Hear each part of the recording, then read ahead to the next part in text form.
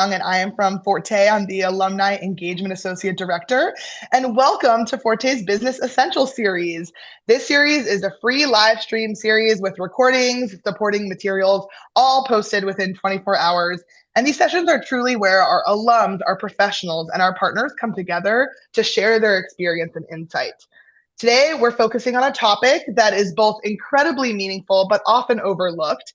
It's also perfect timing as we are heading into the giving season. Today's session is all about maximizing your impact with thoughtful approaches to charitable giving.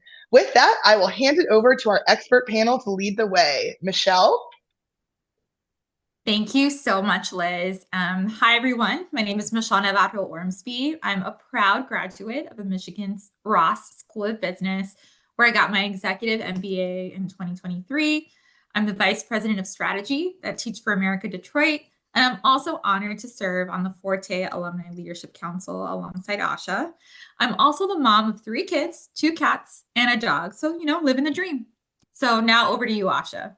Thanks, Michelle. My name is Asha Arvindakshan. I'm based in New York. I earned my mid-career Sloan Fellows MBA from MIT Sloan in 2017. I serve as the Chief Operating Officer at Global Giving. And as Michelle mentioned, I serve on the Forte Alumni Leadership Council. I've explored many of today's topics personally and will be speaking from that perspective to you today. Lydia, over to you. Hey, thanks so much, Asha. Wonderful to be with everyone today. My name is Lydia Goslin. I'm actually based in Raleigh, North Carolina. I am a graduate of Liberty University with a master's in financial planning and also a certified financial planner.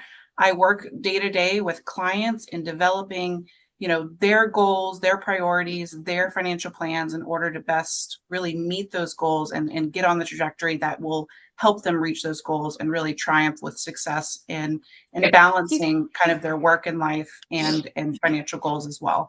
I actually work as a principal, certified financial planner, client advisor with individuals in institutions, and work with FL Putnam based in the Massachusetts area. So really wonderful to be with everyone today. Thank you so much. All right. So Lydia, we're going to dive in right here. What is a charitable giving plan and why should we create one?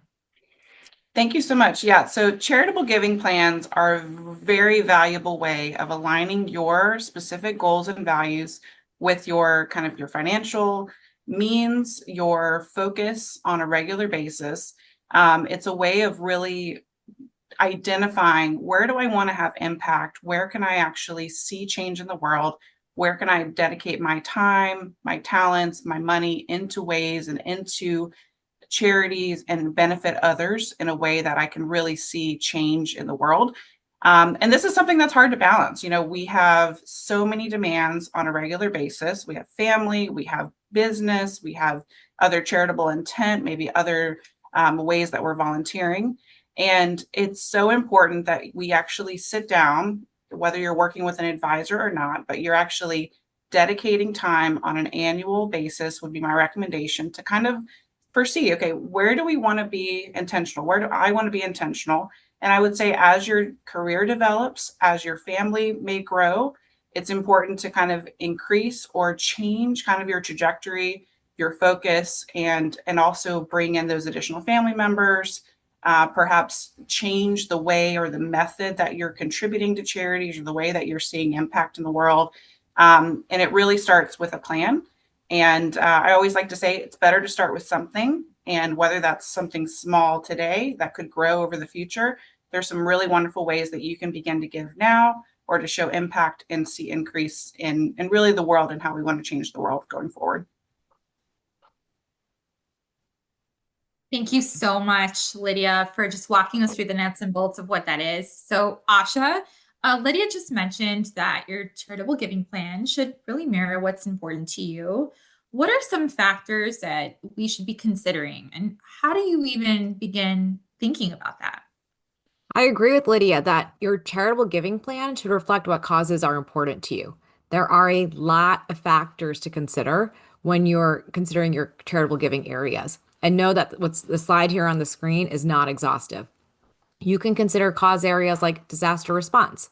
For example, last week there was a hurricane in the Caribbean, and that meant people in those impacted communities are going to need short-term and long-term recovery support. You could decide to give to the government of Jamaica, to a nonprofit that's based in one of those affected countries, or to a nonprofit that's based in the US that's deploying resources to the Caribbean. So it's a few different options just for disaster response. With food security, you may have been following the news. This past weekend, SNAP benefits were going to expire for many Americans, and that may have driven you to donate to food banks in your local area to help your neighbors. Or on the topic of gender equity, for example, Forte offers robust, free or low cost programming from college to career, and that's entirely funded by donations from individual and corporate donors. And so those are just some of the different ways that you can give based on the cause areas here on the screen. There's also a different way to look at it. You may want to consider the geographic service area of the charitable cause that appeals to you, in one way or another. And that could be locally, nationally, or globally. Michelle, hopefully that resonates with our audience and isn't too overwhelming.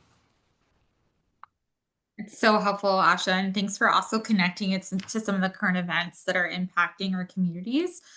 So I do have a follow-up to that. So when I think of all the deserving causes and many of which you named, I don't even know like where to start narrowing in. Are there any resources that can help? Yes, there are online resources that can help you identify your values and align your values to cause areas related to the type of nonprofits that are out there. So we're actually going to do a quiz that was created by Giving Compass.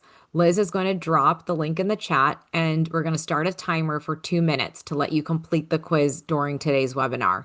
And when you're done, drop your giving style in the chat, and we'll also have a Zoom poll pop up to collect the responses, just so we can see all the different giving styles that are represented in today's virtual room.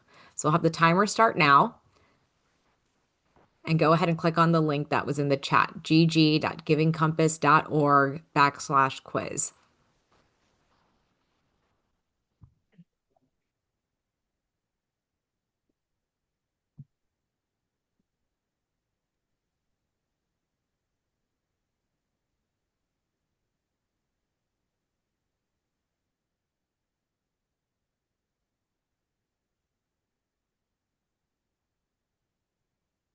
All right, timer's going. We have about 1 minute, 30 seconds left.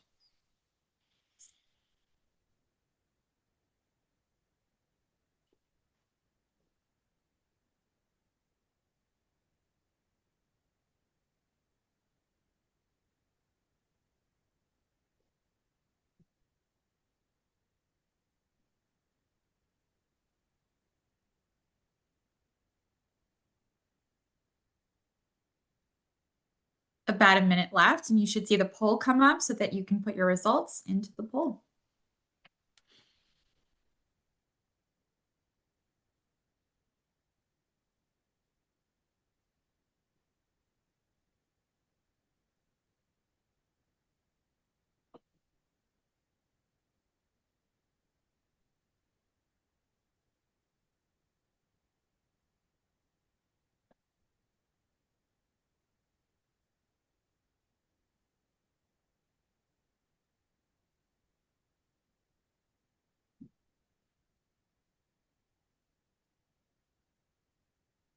All right, we have about 20 seconds left. If you haven't voted, please do so. So excited to see the results.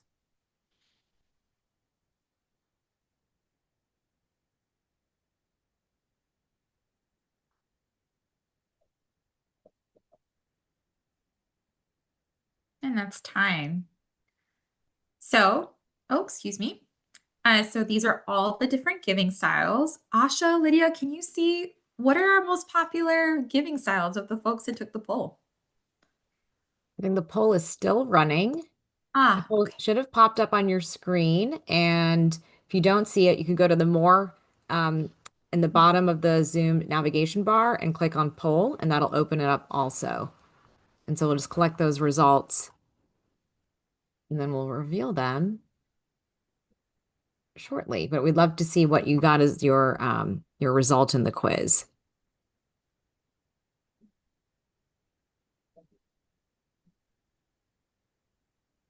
And so I've taken the quiz a few times, and it's fun to see how I get different responses every time. It must align to like your priorities can also shift, throughout your life. Exactly. And I Yeah. thought the questions were very thought-provoking, and I was Mhm. actually surprised by some of my Mhm. answers and kind of my landing spot. So curious to see how things flesh out. Excellent. So far we've had innovators and action champion as our top results. So innovators, like you want to support those big breakthrough solutions and bold new ideas. So maybe you're investing in research that a nonprofit is doing, and maybe they're partnering with public-private partnerships to get that research done. So you're looking for like that cutting edge work. While an action champion is looking, how do you deliver that immediate relief through direct service? Like the examples I gave earlier on disaster response and food security, that's direct service, right, for immediate relief. So that's really cool to see there's a variety of us in the room and what we care about. All right, Michelle, back to you and Lydia. Awesome. So, Lydia, once you have an idea in mind of the type of cause that you want to give to, that quiz and that could have helped inform that. How do you know if a charity is worth giving to? We hear about so many great efforts and so many organizations that are doing really great work, but how do you know if they're legitimate? Yeah, great perspective. And I find that this can be a really big barrier for folks that are looking to engage in charitable intent or have in charitable intent. They really want to get involved in certain causes and they just don't know where to begin. What I have found is actually looking at the specific charities that are of interest. And if you need help kind of sussing out, what are the charities that are associated with these values, or what are the ways that I can impact local to where I am living, or local to where maybe I went to school or where my parents lived or something like that. You can actually drill down into a lot of those specificities with some resources available online through like Charity Navigator, Candid Guide Star, BBB Give, Charity Watch.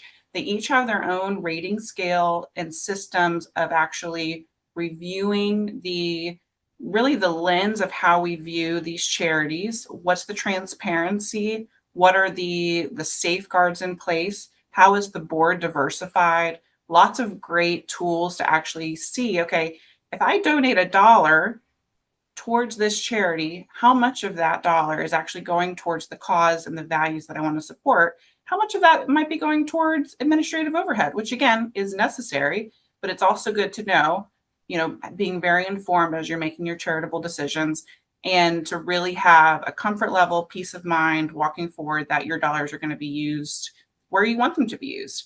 I've actually found there's some great resources, even with some local donor advised fund administrators, which we'll get into a little bit later, where they will actually work with you and guide you in identifying maybe those local charities that you don't know about yet, but might be aligned with your values, might be aligned with that location.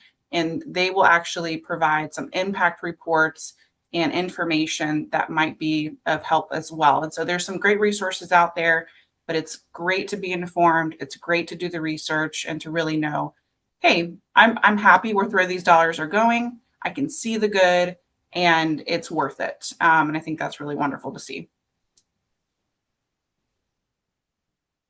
Thank you both so much for the great information. So I think next I want to dive into what are all the different pathways that you can give.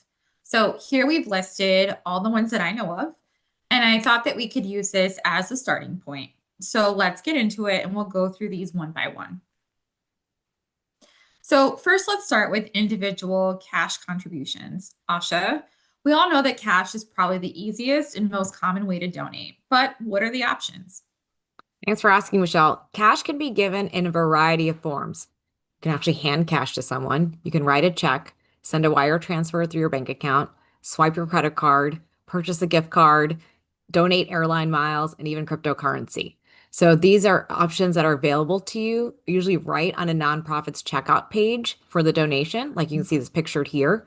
And if you don't see an option that you prefer for your contribution, check their help center for other ways to give. Michelle, what's next?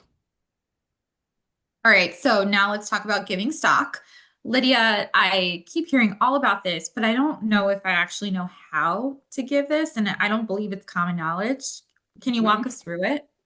Yeah, absolutely. So what I would say is if you have highly appreciated stock, or you have a high concentration of stock. So there's really, I think, a couple ways to think about this. We'll start with highly appreciated. If you have highly appreciated stocks, what that means is you invested at some point in the past, you have unrealized capital gains associated with that stock, where that stock's actually grown over time. And if you were to sell that as an individual, realize the capital gain, you would have a tax bill in front of you. Now, if you have charitable intent and are developing kind of your charitable journey, your outlook to, again, do well and do good, what I would say is to optimize your ability to give more. It may make sense, given kind of your individual situation, to gift direct shares of stock to an organization that can receive those stock shares, rather than selling the shares, realizing a capital gain, and giving potentially 85% versus 100% of that stock value, right? If it's a 15% capital gain. Now, there's a lot of considerations about individual, tax considerations, individual financial situations, but it actually can benefit you to gift appreciated stock directly to the organization. Another way is to think about, okay, maybe I have company stock that I'm earning on an annual basis, and I have the ability to actually have some ownership of that. It invests maybe immediately, or I have some options of when I can sell or when I can move assets maybe to diversify. And so in those situations, I've also found it to be a really wonderful way of diversifying, maybe from having a high concentration of one stock. And doing well by doing good is actually gifting some of those shares to a charity directly, or perhaps using a donor advised fund, which we'll get to in a few slides. But again, a few ways to kind of think about that. But again, everyone's specific situation might be different. Definitely encourage you to do research, talk with an advisor, and find out what's best for you. And ultimately, if a charity does not have on their website the ability to accept stock, I've actually worked with some individuals personally who wanted to gift stock to a charity. That charity did not have an account set up to receive those stock shares, and I was able to actually come alongside that charity, work with them, and they've actually been able to kind of add that to their list of the ability to receive donations. And so there's ways to kind of encourage and uplift charities that are already doing really good work and help to kind of provide efficiency as well. So encourage you to really research that, and it could be a great option for you. That's awesome. Thank you so much. So let's go over to matching gifts. Asha, I know that Forte is actually the recipient of quite a lot of these. Can you walk us through matching gifts? Yes, Michelle, I would love to chat with this group about matching gifts. It's such a powerful opportunity to maximize your gift, so I want to share a bit more here. Matching gifts multiply your impact to an organization. A company may offer a match program for their employees as a perk. And this is how that works. An employee donates to their favorite nonprofit, and the company is willing to match that donation amount, sometimes for the exact amount, which is known as a one-to-one match, sometimes more, sometimes less. It's a win-win-win for the employee, the company, and the nonprofit. Another type of matching gift is through a matching campaign organized by the nonprofit. They'll ask large donors for a sizable gift that will be unlocked during the day if enough individual donors contribute a certain amount. For example, a $100,000 gift from a board member will be unlocked if $100,000 in individual contributions come in during that day or in a certain time period. This type of matching campaign, the aim is to bring in new donors to the nonprofit. Since you mentioned Forte, I'll use them as an example here. I used to work at a startup that matched employee donations on Giving Tuesday for up to $100. That same day, Forte also ran a matching campaign on Giving Tuesday where the board members pulled together a $20,000 matching gift to amplify the impact of individual donors. So I swiped my credit card for $100. I applied to my company to also give $100 to Forte, and Forte's board matches my $100 gift. So that means $300 goes to Forte as a result of their Giving Tuesday matching campaign. Some people will look for matching campaigns as the best day to give because they know that their donation will bring more impact to the charity. And know that some nonprofits will have a widget on their checkout page that allows you to look up if your company participates in a matching gift program. Or you can ask your HR team if the company does. So, Michelle, hopefully that was good information about matching gifts, and we'll see more of those from this group. Absolutely. So last, I think the most heard of, but perhaps not well understood, is the donor advised fund. Lydia, can you walk us through exactly what a DAF is and why this could be a great way for professional women to give back? Yeah, absolutely. So a donor advised fund is a specific giving account that really provides efficiency for mapping your charitable giving with your financial goals. And what I think is most important about this is it's really simple when we really kind of narrow it down and kind of simplify things. If we look at kind of this chart here, which is from a great resource local to the Northern Virginia area, United Charitable. So what this is a simplified way of viewing donor advised funds. So essentially, a client or a donor contributes assets into a donor advised fund. Those assets can be cash, appreciated stock. You'll see some other kind of business interests, real estate, life insurance. There's kind of levels of complexity with some of these as well. But most of the time, it's going to be cash or highly appreciated securities, with the exception of some of those others. You receive an immediate tax benefit associated with that donation, as you do with charitable giving in general. One thing I will note here, I am not a CPA. I encourage you to have conversations with your CPA directly. I'm a certified financial planner, so I can speak to some of that, but I definitely encourage, specific conversations about your tax situation with a certified individual.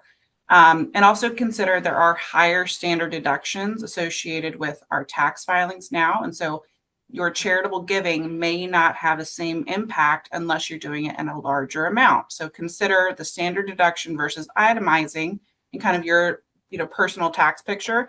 It may make sense to consider a larger gift into something like a donor advised fund in order to actually offset some higher income and doing that in a singular year. So you do get an immediate tax benefit on those dollars or that value of the stock appreciated and given into that donor advised fund account.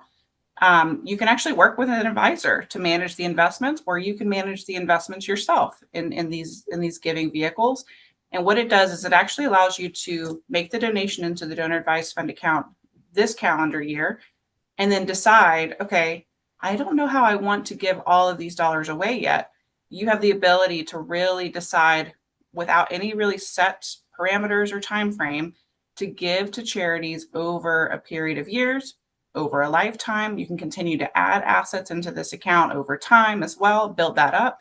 I've seen really wonderful cases where families are using this as a means of having really intentional, like charitable purpose conversations as their kids are growing up.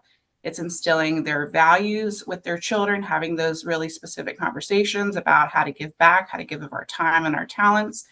And they will usually set an annual giving budget associated with giving from that donor advised fund. And I've even seen families utilize the ability of having their kids kind of vote on what charity we should give to this year, or what charity might be important to them based on something that they've seen or heard or witnessed in their communities, things of that nature. So it's a really wonderful way to instill some of those values and take your time deciding where do we want to actually give those dollars. So kind of in short, you give the assets into the donor advised fund, you get an immediate tax deduction, and then you can either give from that account immediately or take your time in order to give to 501c3 charities. That is a specification. It does need to be a registered charity that you're giving to from this account. And you can also work with many of the donor advised fund administrators to actually work on some of those impact reports to see the efficiencies provided by those specific charities, or develop, in conjunction maybe with an advisor, some additional steps as a part of your charitable journey. So really wonderful way to streamline, provides kind of a one tax event rather than multiple receipts that you're having to keep track of. So if you were to donate cash or stock to the donor advised fund, that's one event rather than kind of multiple gifts you might have to otherwise track. when it comes to kind of tax gathering and things of that nature, can provide for ease. There's also a ability to actually give anonymously from the donor advised fund as well, which might be a priority. And so wonderful way, I think, to really provide efficiency and streamline things as well. All right, so we have gone over such great information. Asha, what did I leave off the list? Oh, Michelle, there's so many ways to give. There's a couple more that I'd quickly like to highlight. So, giving circles, they're the original giving method. Small communities would come together to give to a specific cause, geography, identity, and each person donates a certain amount periodically, maybe weekly, monthly, annually, and the funds are all pooled together, and the group collaboratively decides which nonprofits will receive their collective donation. And so, if that's of interest to you, a great website to help you start or join an existing giving circle is called grapevine.org. Another way to give is through estate planning and bequest. And so, there are free services like freewill.com where you can create your will and include a gift to your favorite charity. According to their site, 1 in 6 people do this. And so the site can also help you with appreciated stock donations and cryptocurrency donations so you can receive the tax advantages. Michelle, back to you. All right, so we've talked so much about donating your financial resources, but what about those people who aren't in a position to give financially just yet? Asha, any ideas? Yeah, Michelle. Oh, that's such an awesome photo of us in Denver at the last Forte Yeah. conference. So there are so many ways for those of you in today's session to give back. Today we talked about treasure or monetary contributions, but there's also giving your time or talent. You can join a board of a nonprofit. I know in the New York tri-state area, there's an organization called Board Assist. Their website's boardassist.org, and it's a great resource for open board seats. And Forte is such an excellent place to share your time and talent in 2026. You can become a Forte ambassador and volunteer to host an MBA alumni meetup in your city or speak to potential MBA applicants in an in-person or virtual session. If you have more time, then consider applying to the Forte Alumni Leadership Council and take a more active role with MBA alumni engagement by developing programming, philanthropic giving programs, or cultivating our MBA alumni membership. I've served on the ALC for 4 years now, and I found it very rewarding to give back in all of these ways through time, treasure, and talent. Michelle, back to you. All right, so before we turn it over to Q&A, I do want to remind everyone of why we're talking about this right now. So, as many of us know, Giving Tuesday is a great time of the year to make your charitable donations, and it usually occurs right around the holidays. This year, it falls on December 2nd. So, little shameless plug, Forte is a nonprofit, and we'd love if you considered us as you are making your list of who to contribute to.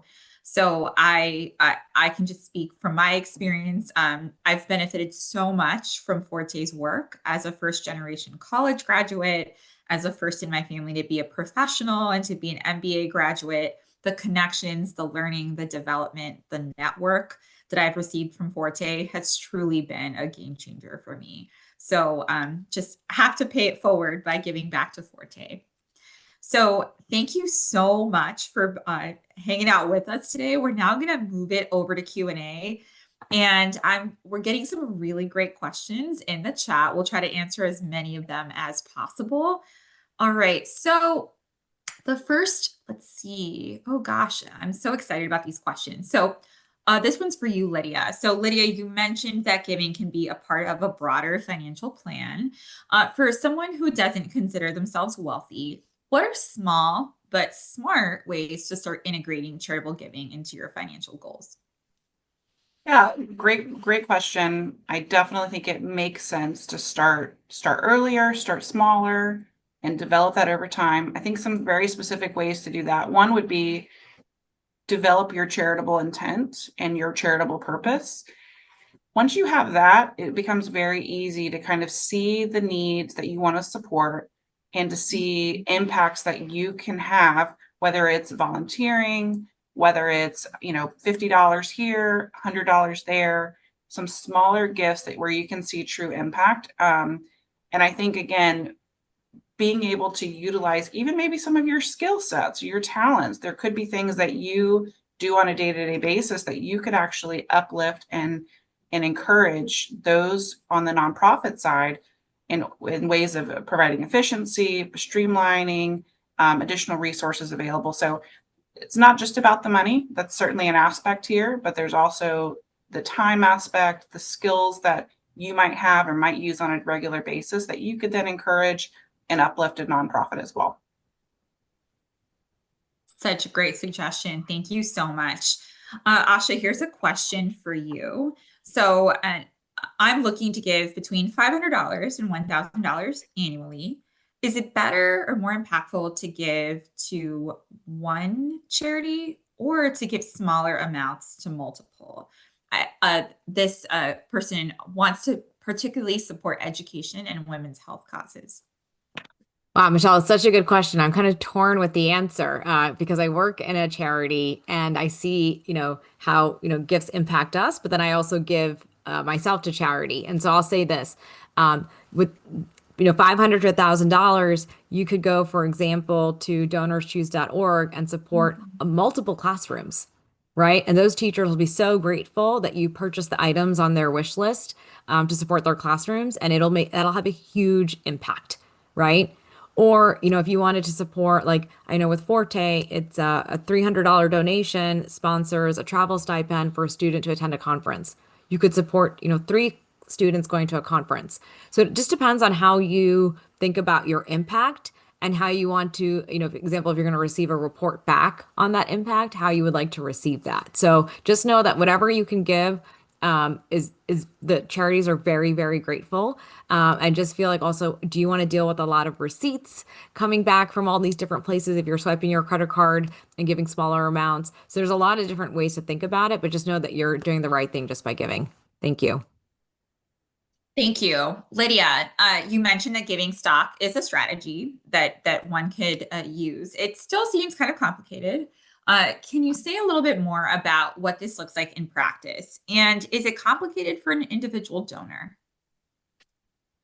I wouldn't say it's complicated. It does require a few steps.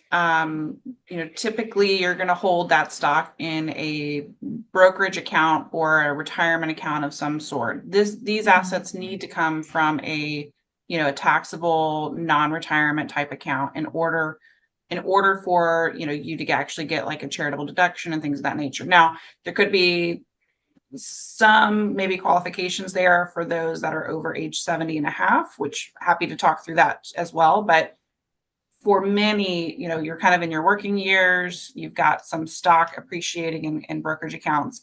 Typically what you're going to do is you're actually going to, again, check with the charity. Can they receive the stock transfer? You'll actually receive some information from the charity as it is in respect to the receiving account for the stock shares. Now, when you have that information, what you'll do is you'll take that information and you'll actually utilize typically an online transfer page, whether you're on Schwab, Fidelity, some of the bigger Pershing, etc.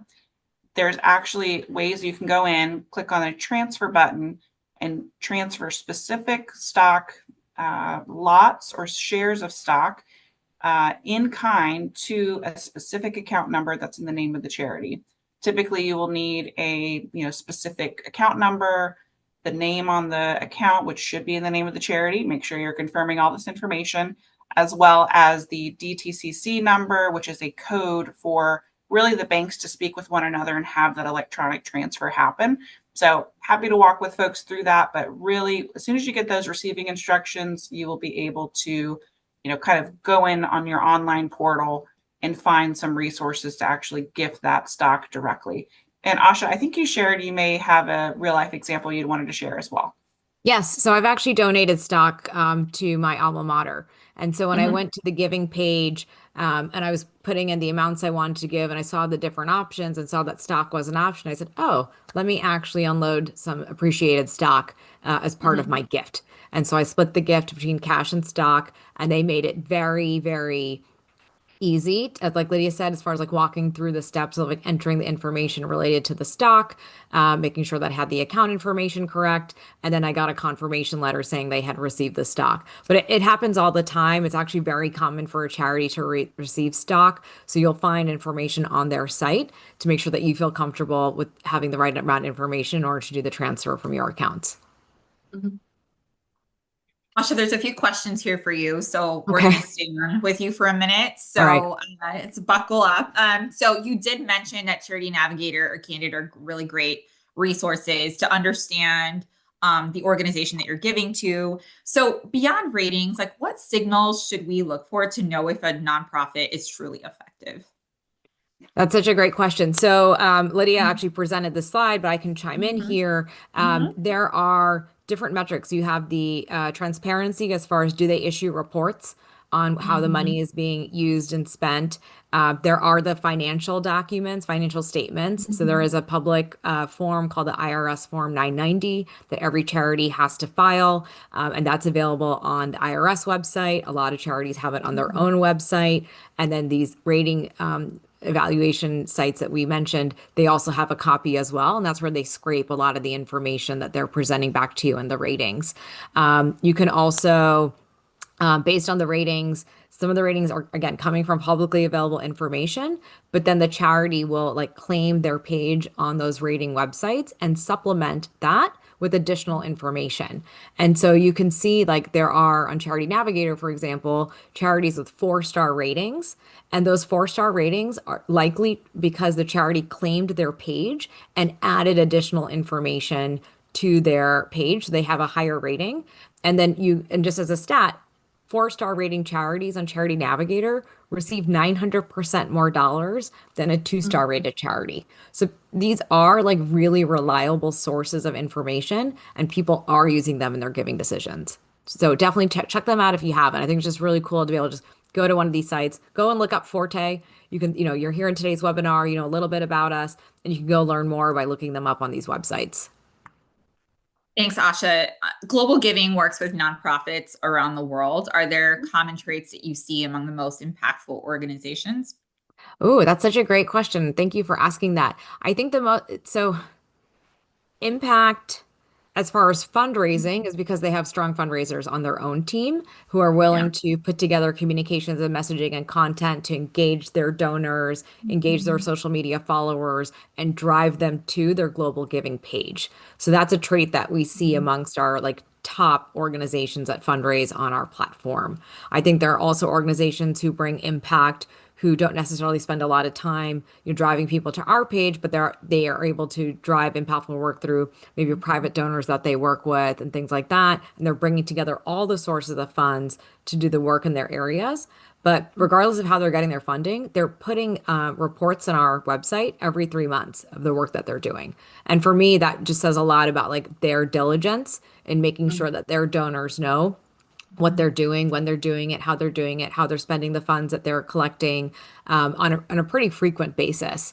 And so I think, and majority of the nonprofits on our website are hitting that 3-month metric constantly. Very few ask for extensions because they know how important it is to keep their donors Yeah, engaged and to keep especially absolutely. recurring donors coming back.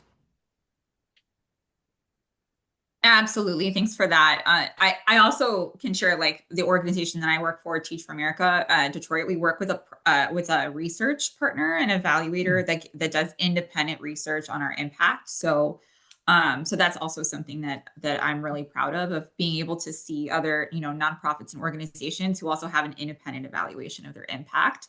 I think could also be really valuable to inform who I you also give like to.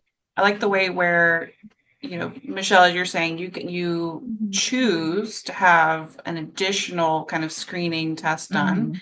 And I think what's wonderful too is to kind of see how has the charity improved and changed and become more efficient even over time as they have had maybe a little bit more oversight or a change in the board or a change in focus or things like that. So sometimes looking at maybe the last few years to see how has this impact changed? Are they going in the right direction? Do I support what they're doing? Sometimes that can be just as valuable as, just seeing what they're doing this year. And I think that kind of speaks to their methodology, the kind of restrictions or the parameters they might have in place for protection.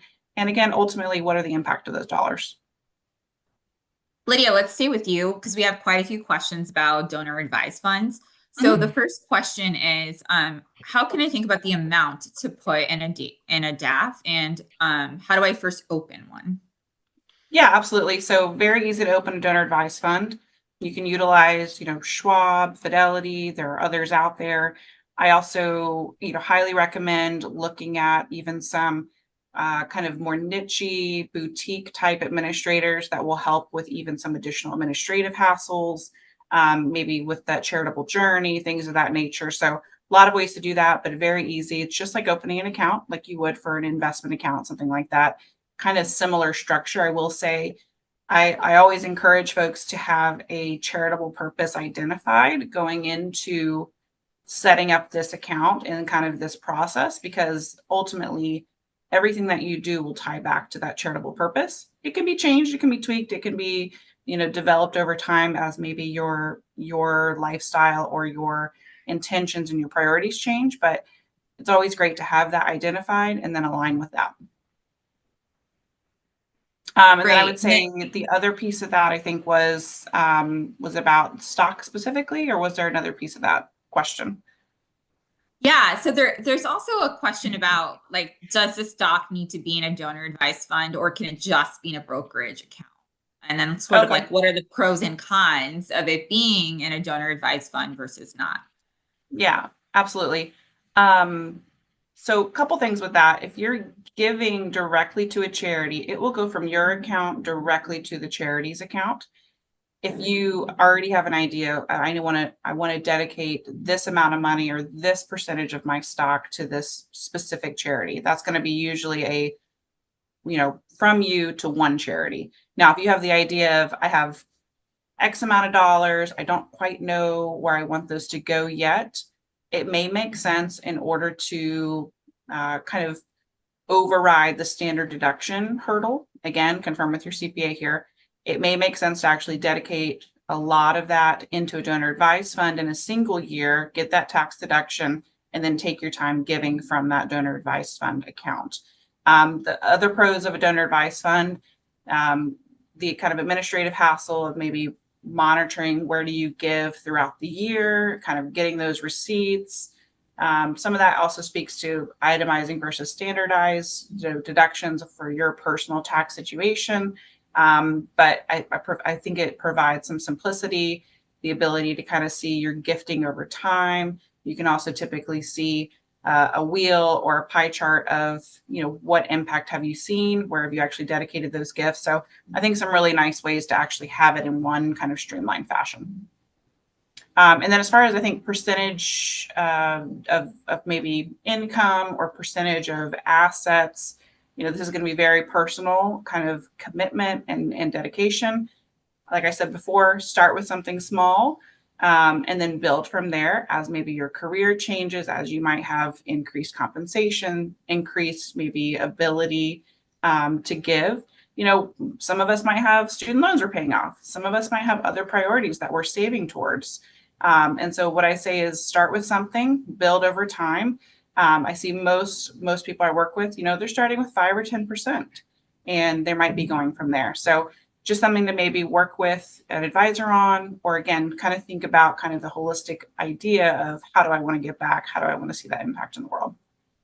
Yeah, just to build on Lydia's answer, think about when you start a new job and you're enrolling in the 401k and you're setting aside funds for your retirement.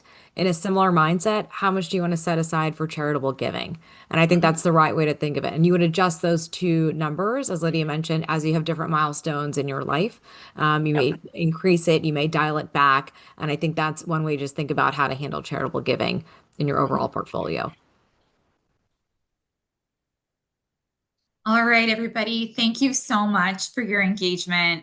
We really, really appreciate it. Asha, Lydia, thank you so much for sharing your expertise. And we really, really appreciate it. And we hope you have a great rest of your day. And final plug, if you're inspired to give to Forte, would really, really appreciate that.